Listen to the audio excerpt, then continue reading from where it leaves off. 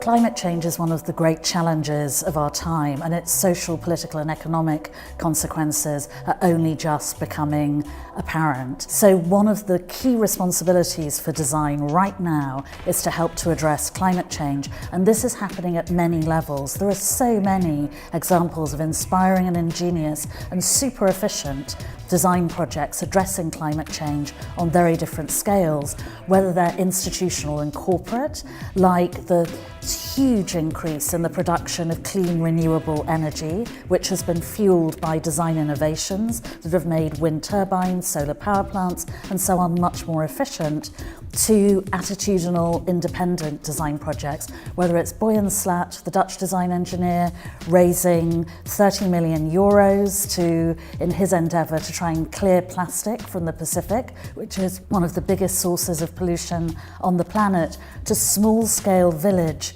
interventions in climate change and the environmental crisis, which are super efficient in their own way. Climate change is a global phenomenon, and I really think that we should try to face it using a kind of comprehensive, holistic perspective. We should always consider that local is never simply the miniature of a global condition, because there's a space, there's a local space where all the flows connected with a global condition are passing through.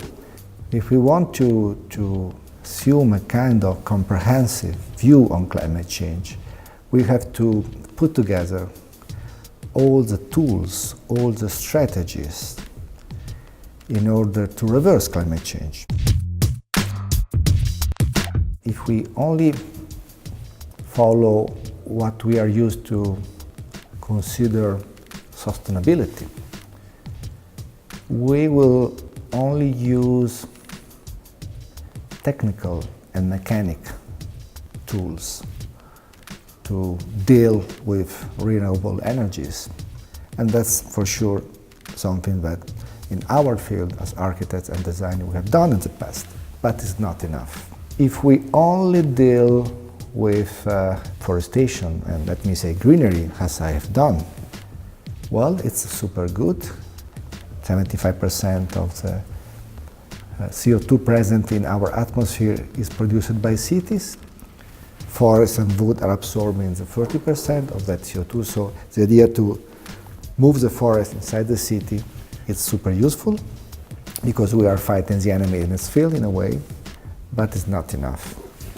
If we only deal with biodiversity, which is another very, very important issue, with extinction of living species all over the world, but I think that what we have to do nowadays is to put these things together. We have really to understand that we have no alternatives. So biodiversity, forestation, demineralization, sustainability, all this has to do with something that we are used to call regenerative development.